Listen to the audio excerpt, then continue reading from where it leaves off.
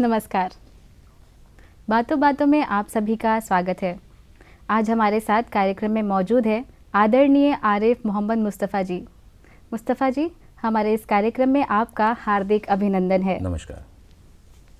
दर्शकों, मुस्तफ़ा जी की जीवनी बेहद ही निराली रही है। करीब 34 वर्ष तक वे द्वीपों के मत्स्य विभाग में कार्यरत रहे। इस दौरान उन्होंने राष्ट्रीय अंतर्राष्ट्रीय कई अभियानों में हिस्सा लिया और 2016 में बतौर सहायक निदेशक द्वीपों के मत्स्य विभाग से उनकी सेवानिवृत्ति हुई। उसी वर्ष उन्हें उपराज्यपाल द्वारा उनके सम्मान में उनके कर्म के प्रति निष्ठा को देखते हुए अपने प्रशस्ति पत्र से नवाजा। आइए जानते हैं इनके बारे में विस्तार से। मुस्तफ़ा जी, आपका जन्म कब और कहाँ हुआ, हम ये विस्तार से जानना चाहेंगे। हमारा जन्म मार्च 1956 में पोर्ट ब्लेयर पे हुआ।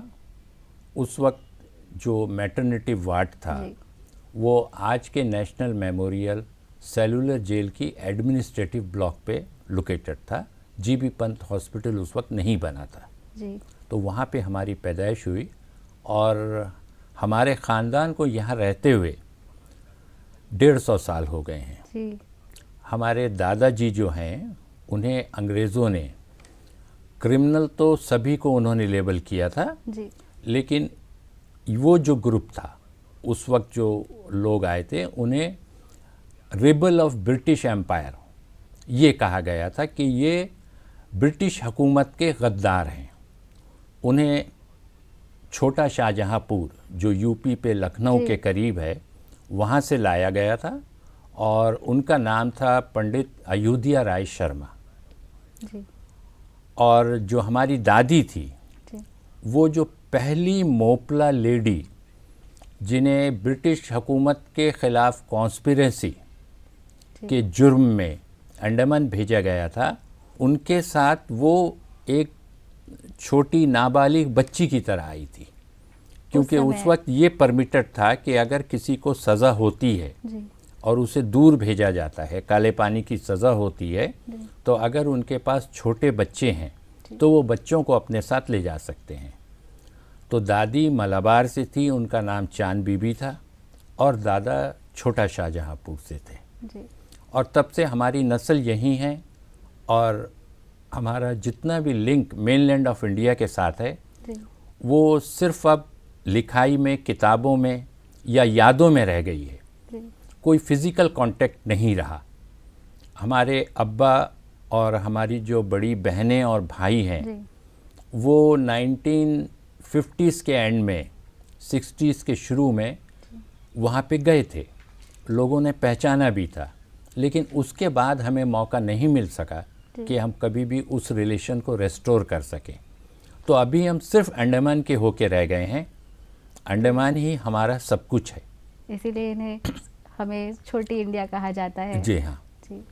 तो जो कि आपके दादाजी एक स्वतंत्रता सेनानी थी, आपके दादी माँ भी, तो उनका आपके जीवन पर क्या प्रभाव पड़ा? देखिए, हमने पूरी ज़िंदगी जो भी काम किया, मैंने ही नहीं, मेरे जो बाकी भाई और बहनें हैं, हमारी कोशिश ये रही कि हम अपने मुल्क के लिए, अपनी कौम के लिए, अपने लोगों के लिए कितना ज़्यादा से ज़्यादा जो कंट्रीब्यूट कर सकते हैं वो करें। ना पैसे की फ़िक्र की किसी ने, ना प्रमोशन के पीछे भागे, ना कोर्ट केस में उलझे, कि जो काम है उस काम को उठाया जाए जिससे लोगों को बेनिफिट हो। और मेरे जितनी भी एफ़र्ट्स रही हैं डिपार्टमेंट ऑफ फिशरीज़ में वो सिर्फ इसीलिए रही हैं कि नए चीज़ों को निकालो और अपने लोगों के सामने रखो और उन्हें हौसला दो, उन्हें एनकरेज करो। मैं इसका क्लासिकल एग्जाम्पल आपको देता हूँ। मैंने 1982 में सर्विस ज्वाइन किया और 1983 में यहाँ पे फ्रेश वाटर फिश सीड की बहुत बड़ी समस्या थी। हम लोगों को सप्लाई नहीं कर पाते थे क्योंकि हमें मेनलैंड से लाना होता था डिपार्टमेंट को, और वो बाई एयर लाइव फिश आती थी, उन्हें बाई एयर लाना होता था और फिर यहाँ डिस्ट्रीब्यूट करना होता था। और उस वक्त ट्रांसपोर्टेशन का नेटवर्क इस तरह नहीं था। ये जो हमारे आज रोड कनेक्टिविटी है डिगलीपुर तक, ये नहीं था। हमें स्टीमर पे हेलीकॉप्टर सर्विस भी नहीं थी। मोस्टली हमें स्टीमर पे ही कि बोट बंदोबस्त करें, बोट से लेके जाएं, वो चक्कर रहता था। तो हमने ये सोचा, ये फैसला किया कि क्यों ना यहीं पे हम बच्चों को पैदा करें, और हमने अटेम्प्ट लिया जी। 1983 में। दलथम्मन टैंक से हमें मैच्योर्ड फिशेस मिल गए जी। मेल और फीमेल को लेकर के हमने उन्हें हार्मोनल इंजेक्शंस दिए, और वो इंजेक्शंस उस वक्त सिंथेटिक इंजेक्शन भी अवेलेबल नहीं था। आजकल तो सिंथेटिक कंपनी पे फार्मा उसमें बना हुआ इंजेक्शंस रहते हैं। उस वक्त वो मछली के सर को काटा जाता था, उसके जो ब्रेन है उसे निकाला जाता था, उसका एक पार्ट लिया जाता था, उस पार्ट को क्रश किया जाता था, फिर उस हार्मोन को पानी में डिसॉल्व होने दिया जाता था, फिर उससे जो एकदम सैचुरेटेड पार्ट होता था उसे लेकर के इंजेक्ट करते थे। तो किस्मत ने हमारा साथ दिया और यहाँ पे ब्रीडिंग हो गई, और वो ब्रीडिंग ऐसी हुई थी कि उस वक्त के जो लेफ्टिनेंट गवर्नर थे एमएल कंपानी साहब, वो खुद देखने के लिए आए थे कि भाई ये बहुत बड़ा अचीवमेंट है हमारे लोगों को। और उस वक्त प्रदेश काउंसिल हुआ करता था, प्रदेश काउंसिल के सारे काउंसलर्स आए थे कि आप लोगों ने ये बहुत अच्छा किया, यहाँ बना दिया। और देखिए वो डिपार्टमेंट ने शुरुआत की, डिपार्टमेंट ने स्टेप लिया, गवर्नमेंट आगे बढ़ी। आज आपको पूरे अंडमान में कई ऐसे फार्मर्स मिल जाएंगे जो अपने फार्म पे, अपने पॉन्ड पे ये फिश सीड प्रोड्यूस कर रहे हैं और लोगों को सप्लाई कर रहे हैं। तो वो एक समस्या हल हुई, एक समस्या दूर हुई, और लोगों के लिए आराम हुआ, हमारे रीजन के लिए आराम हुआ। उसके बाद उसी साल हमने और एक इनोवेटिव ये प्रोग्राम शुरू किया, पेन कल्चर। पेन कल्चर ऐसे है कि हमारे यहाँ मैंग्रोव क्रीक बहुत हैं जी, बहुत बड़ा नेटवर्क है मैंग्रोव क्रीक्स का। तो मैंग्रोव क्रीक के एक हिस्से को आप नेट से घेर लेते हैं जी, और मेन जो मैंग्रोव का एरिया रहता है उसके अंदर जो बैक वाटर होता है उसमें से वो वैरायटीज़ जो इकोनॉमिकली वायबल हैं, जिसे लोग पसंद करते हैं, उन मछलियों को पकड़ करके इस घेरे के अंदर डाल दिया जाता है और इन्हें कुछ फीडिंग दी जाती है। ये अपने नेचर में भी रहते हैं, सिर्फ ये भाग नहीं पाते। तो ये सब उस समय किस स्थान पर आप करते थे? ये सीपी घाट पे जो जोड़ा कलान, जो अभी कहते हैं जिसे जोड़ा कलान, और ये जब लॉन्च हुआ था तो वो हमारे उस वक्त के वही लेफ्टिनेंट गवर्नर एमएल कंपानी साहब, उन्होंने आकर के इनॉग्रेट किया था। लेकिन देखिए किस्मत की बात है, इनलैंड फिशरीज का जो हमने किया इंड्यूस ब्रीडिंग, वो बड़ी फूली फली और आज फैल गई, लोगों को उससे आसानी हो रही है। लेकिन जो पेन कल्चर हमने शुरू किया था, ये कई वजहों से, जिसमें मैं किसी को ब्लेम नहीं देना चाहता, लेकिन इसे बंद कर दिया गया था। अगर ये सक्सेसफुल था, इतनी सफलतापूर्वक चल रहा था, क्या वजह थी इसे बंद करने की? उसे आगे बढ़ने का मौका ही नहीं मिला। वो शुरुआत हुई, लोगों को ये दिखाने ही हम नहीं पाए कि भाई इस तरीके से मछलियाँ इतनी बड़ी होती हैं, आप अपने घर के पीछे कर सकते हैं, आप अपने गांव के क्रीक में कर सकते हैं। वही एक शेर है ना, किसी ने कहा है, ये जुल्म भी देखा है तारीख की आंखों ने, लम्हों ने खता की थी सदियों ने सज़ा पाई। तो इसके साथ वही हो गया इस प्रोजेक्ट के साथ। हाँ, उसके बाद जो है, अब मैं उसे कैसे वो करूं कि मैं तो डिपार्टमेंट को रिप्रेजेंट करता था, गवर्नमेंट को रिप्रेजेंट करता था। हमारे पास एक म्यूज़ियम था, फिशरीज म्यूज़ियम, वो आज भी है। आज भी है वो। तो उस म्यूज़ियम पे एक दिन टूरिस्ट आते रहते थे, बहुत कम आते थे, आज की तरह नहीं थे। तो एक जापानी आए थे, काफ़ी उम्र थी उनकी, जैसी मेरी उम्र अभी हो गई है उस तरह उनकी उम्र थी।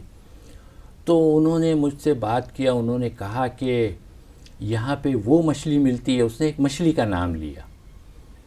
मैंने कहा सर मैंने तो सुना नहीं, मैं अपने साथियों से पूछता हूँ। तो मैंने साथियों से पूछा, उन्होंने कहा नहीं हमने भी कभी नहीं सुना, कोई फ़ोटो है, उसके पास फ़ोटो भी नहीं था। तो उसने डिस्क्राइब किया कि वो ऐसे चॉकलेट कलर की होती है और पानी में जो है वो 800 मीटर नीचे रहती है, जहाँ पे टेम्परेचर 2 डिग्री होता है। खारे पानी की मछली, खारे पानी की मछली, ओपन सी की, तो वो मछली बहुत वैल्यूएबल है। उसके लीवर से एक केमिकल निकलता है जिसे स्क्वेलिन कहते हैं, स्क्वेलिन। और स्क्वेलिन हमें प्लास्टिक सर्जरी के बाद यूज़ करने की ज़रूरत है और वो स्किन के लिए बहुत अच्छा है। हम जापान में उसे यूज़ करते हैं। तो मैंने कहा आपको कैसे मालूम कि यहाँ पे वो शार्क है? उसे डॉग फिश शार्क कहा जाता है या डीप सी शार्क कहा जाता है। आपको कैसे मालूम? शार्क की प्रजाति ही जी जी जी, शार्क की ही नस्ल की है, अंडमान में पाई जाती है। जी, उस जापानी ने मुझे पहली दफ़ा बताया। तो मैंने पूछा आपको कैसे पता? आप तो टूरिस्ट हैं, टूरिस्ट बन के आए हैं, आपको कैसे पता कि आप फिशिंग पे गए थे यहाँ? उसने कहा नहीं, मैं सेकेंड वर्ल्ड वार पे मैं एक वारशिप का कैप्टन था। तो यहाँ पे वो आपका साउथ अंडमान जहाँ ख़त्म होता है, मतलब आज का चिड़िया टापू, चिड़िया टापू, और वो उसके बगल में एक आइलैंड है, उसे याद था, रटलैंड। हम उसके आगे इतनी दूरी पे थे और हम सबमरीन्स को सस्पेक्ट करते हुए, अलाइड फोर्सेस के सबमरीन को सस्पेक्ट करते हुए हमने डेप्थ चार्ज किया था। मतलब वो कुछ तरह का वो चलाते हैं एक्सप्लोजिव, जो नीचे जाकर के फटता है कि वो सबमरीन को रोक सके। उसके बाद ये फिशेस वहाँ पे सब ऊपर आई, हमने इसे कलेक्ट किया। और बाद में जब मैं जापान गया, सेकेंड वर्ल्ड वार ख़त्म हो गया और मैं बिजनेस में आ गया, तो तब मुझे इस तेल के बारे पता चला। और जब मैंने इंडस्ट्री के पास देखा ये तस्वीर, तो मुझे याद आया ये तो अंडमान पे है। तो मैं यहाँ पे इसलिए आया हूँ कि अगर कोई पकड़ता है तो मैं यहाँ से लेकर जाऊँ, उसका लीवर ऑयल में लेकर जाऊँ। तो ये हमारे लिए एक इन्फॉर्मेशन थी कि भाई कोई ऐसी चीज़ है जिससे आदमी जापान से आ गया। तो मैंने पर्सनल लेवल पे मैं इसके पीछे लग गया। अब हमारे जो फिशरमैन थे वो जब उनसे बात की, वो कहते थे ये आदमी पागल हो गया फिशरीज वाला, 800 मीटर नीचे हम इतना लंबा लाइन डाले, 1 किलोमीटर लंबा, अरे हमें मछली ऊपर मिल रही है। खैर कैसे कैसे कैसे कैसे करके, लेकिन किस्मत ने साथ दिया। उसने जो जगह बताया था उसी जगह से एक दिन मुझे एक डॉगफिश शार्क मिल गया और मैं लेकर उसे भागते हुए आया। मैंने सबसे पहले अपने डायरेक्टर साहब को इन्फॉर्म किया। उस समय हमारे डायरेक्टर थे डॉक्टर पीताम्बरम आसारी जी। और इसी फिशिंग में करते हुए उसके बाद उनकी डेथ हुई। डॉक्टर पीताम्बरम आसारी, फील्ड पे उनकी डेथ हुई, उन्हें हार्ट अटैक हो गया था जी।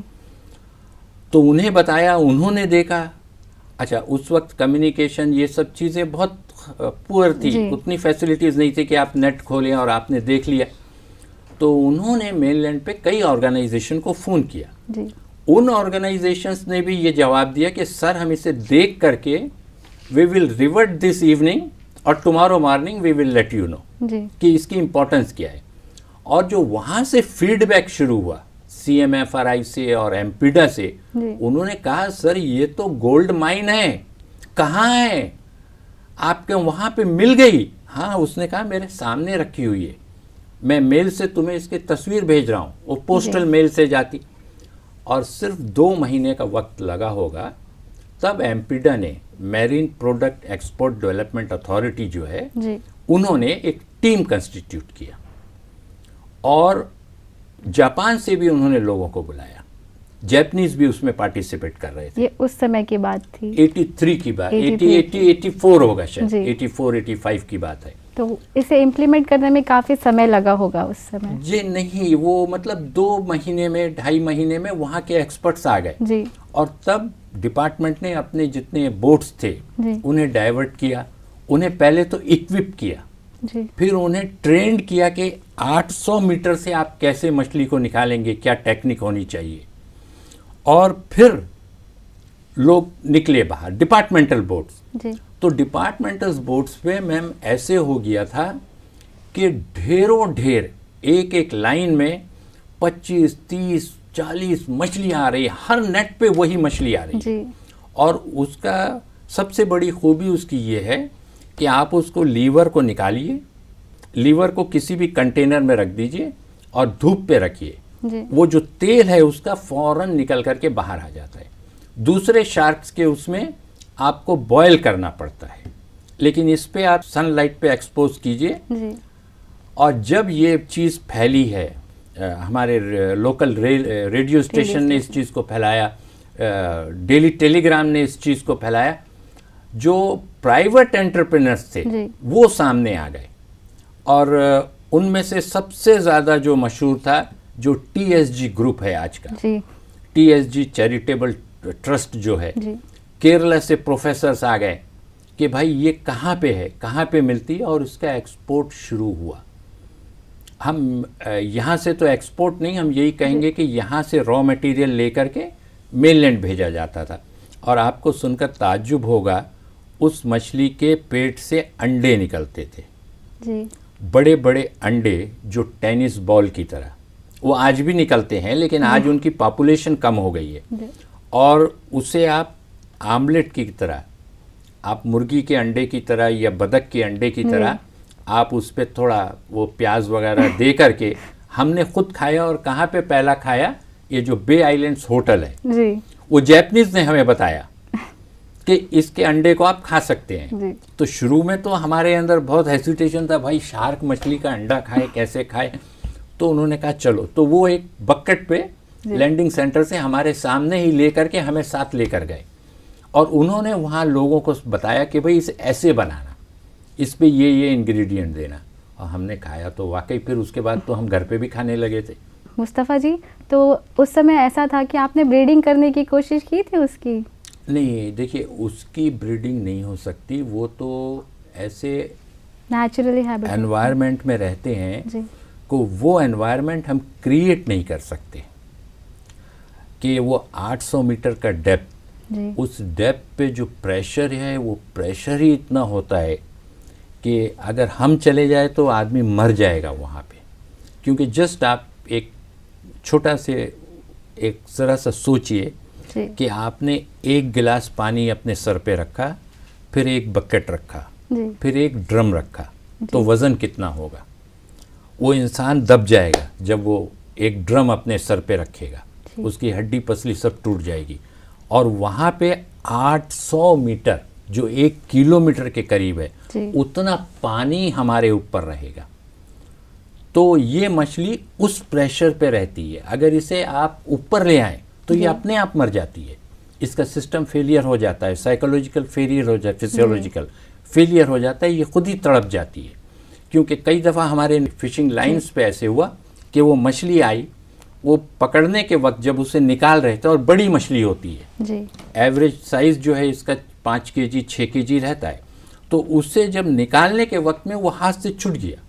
जो आदमी काम कर रहा था, टेक्नीशियन था, फिशरमैन था, छूट गई वो मछली, गिर गई समुंदर में। लेकिन वो आपको आधे घंटे के अंदर वो तड़पती हुई किसी तरफ दिखेगी, वो वापस अपने उस पे जा नहीं पाती, वो प्रेशर की वजह से। प्रेशर की वजह से। और दूसरा टेम्परेचर है, हमारे यहाँ का टेम्परेचर जो है ऊपर, अभी जैसे हवा का टेम्परेचर है तो आप लीजिए 30 डिग्री सेंटीग्रेड होगा। हाँ, आप समुंदर का टेम्परेचर ले तो वो 28 डिग्री या 27 डिग्री होगा। लेकिन वो जो रहते हैं वो एकदम एक्सट्रीम एसी में 2 डिग्री पे रहते हैं।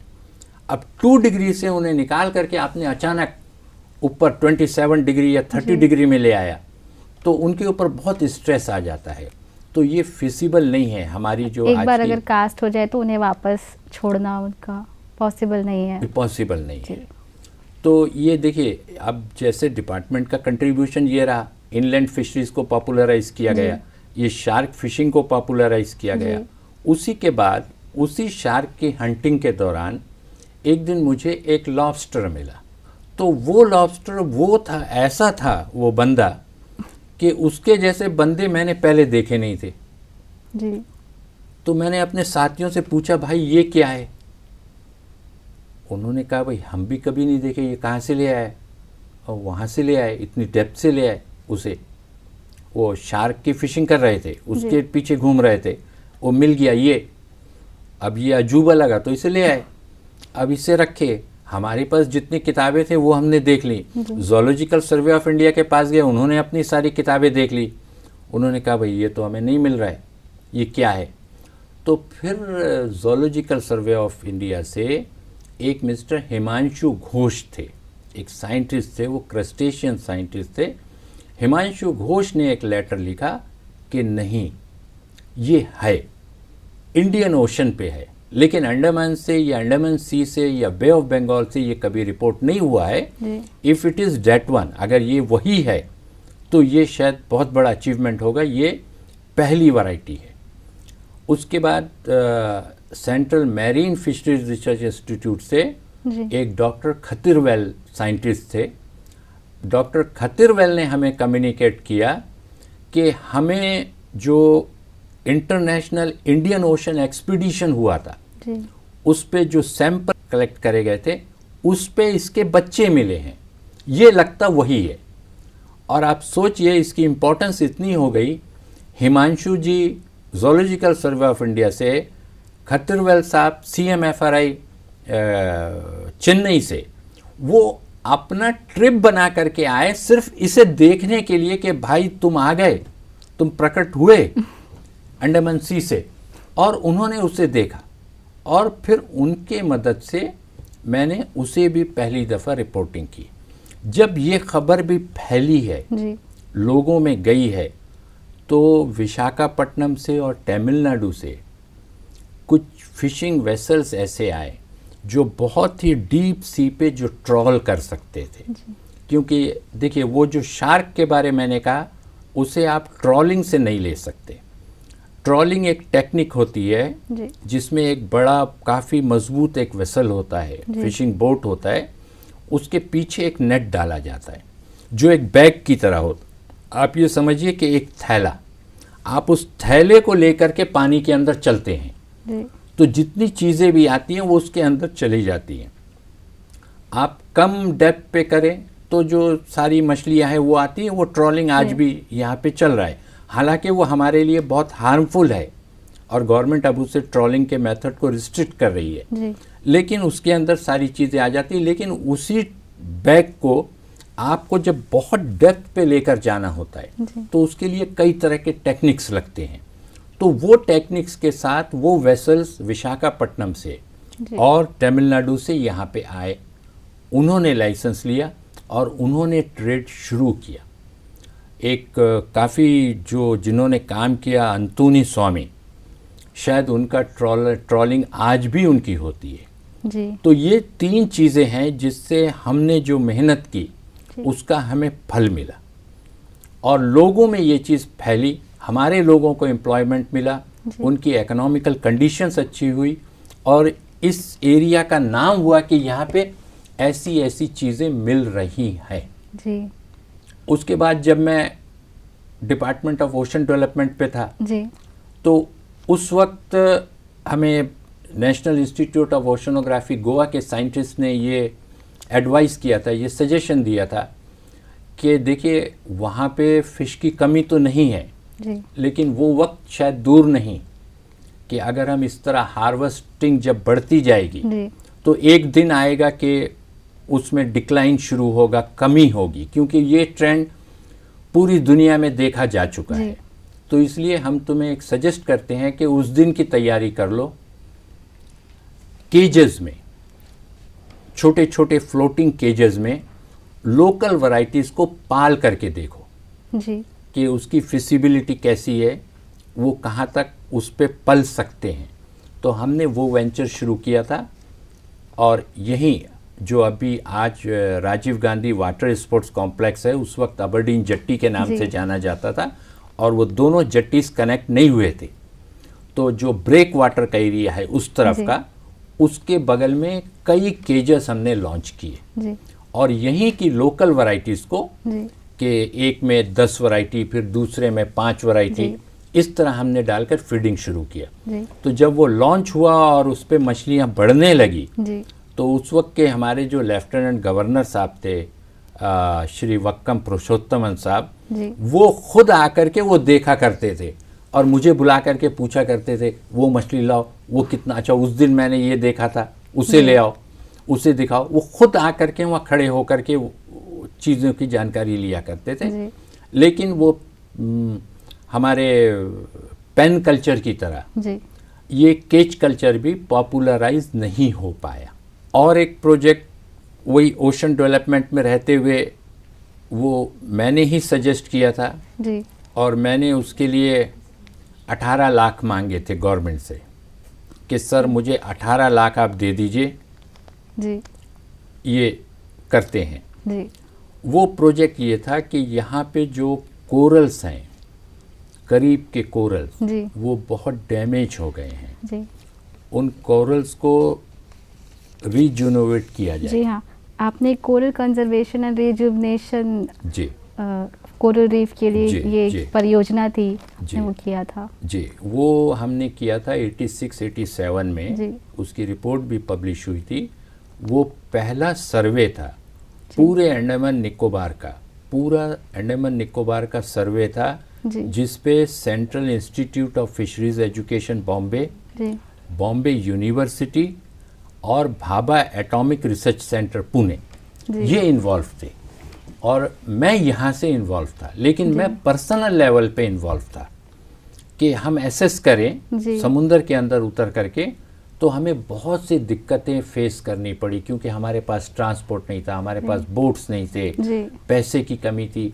उस वक्त किसी डिपार्टमेंट ने, शायद डिपार्टमेंट ऑफ ओशन डेवलपमेंट ने हमें फंडिंग भी की थी। जो हमारे टीम लीडर थे उनके पास फंडिंग आई थी। वो एक लेडी थी यामिनी वरवाडेकर, वो महाराष्ट्र से थी, वो टीम लीडर थी, उनके पास फंडिंग थी। वो छोटी सी फंडिंग को लेकर के हमने शुरू किया और मुझे डिपार्टमेंट से लीव लेना पड़ा।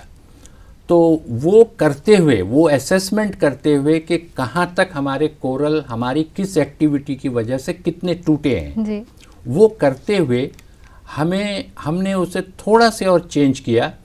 उसके अंदर हमें कलरफुल फिशेस दिखने लगी, बहुत सी वैरायटीज़ जिसे ऑर्नामेंटल फिश कहा जाता है, वो हमने कलेक्ट किया। और हमने फिर मदद मांगी कई डिपार्टमेंट से कि आप हमें जगह दीजिए, हम इसे डिस्प्ले करना चाहते हैं उन फिशेस को।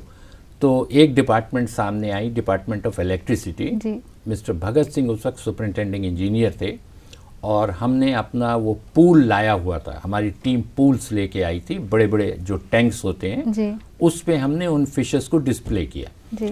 जब वो फिशेस डिस्प्ले हो गई तो हमारी जो टीम लीडर थी वो पहुंच गई राजनिवास और उन्होंने एलजी साहब से कहा, सर आपके पास ऐसा एक माइन है, अनदर गोल्ड माइन, ये रंगीन मछलियाँ पूरी दुनिया में इसकी मांग है, खासकर यूरोप और अमेरिका में, और ये बहुत महंगी है। लोग जो हैं वो इंडोनेशिया से, फिलीपाइंस से, सब जगह से लेकर जाते हैं। ये आपके पास भी है, हमने निकाल के रखा है, आकर देख लीजिए। और कंपानी साहब शाम में आ गए, उनके साथ तो फिर वो चलते हैं तो चीफ सेक्रेटरी साथ में, फिर सेक्रेटरी साथ में, वो सब आए। और जब उन्होंने देखा, उन्होंने कहा वंडरफुल, ये चीज़ें तुम लोगों ने, प्राइवेट रिसर्चर्स ने निकाली। तो सबका इंट्रोडक्शन हुआ, पता चला मैं डिपार्टमेंट से हूँ। उन्होंने कहा कहाँ है तुम्हारे और साथी? मैंने कहा सर मैं तो छुट्टी लेके काम कर रहा हूँ। और उस दिन से उन्होंने उसे ऑफिशियल बना दिया, नहीं कल से पूरी डिपार्टमेंट का सपोर्ट तुम्हारे साथ रहेगा, छुट्टी खत्म। बहुत बढ़िया। समय की थोड़ी सी पाबंदी है जी सर, चलते चलते आप हमारे दर्शकों से दो बातें कहना चाहेंगे? देखिए, हमें जो है ना, सिर्फ ये नहीं सोचना है कि इस चीज़ से हमें पैसा ही मिलेगा। हम पैसे को ऑब्जेक्टिव रखकर काम ना करें। हमारा ऑब्जेक्टिव ये हो कि हम अपने लोगों के लिए, देखिए आज मैं इंडियन से ज़्यादा अंडमानी बन गया, मैं अंडमानी इंडियन हूँ। इस तरह बहुत लोग हैं जो अंडमानी इंडियन हो गए हैं। हमें ये सोचना चाहिए अपने इस जगह के लिए, अपने इस मुल्क के लिए, अपने देश के लिए, अपने लोगों के लिए इस तरह की कुछ इनोवेटिव चीज़ें करें कि जिससे वो भी सस्टेन करे और वो सोसाइटी को भी सस्टेन करने का मौका दें। जी मुस्तफ़ा जी, आप हमारे इस कार्यक्रम में आए, अपने जीवन के अनुभवों को हमसे साझा किया, उसके लिए दूरदर्शन की पूरी टीम आपकी आभारी रहेंगी। नमस्कार।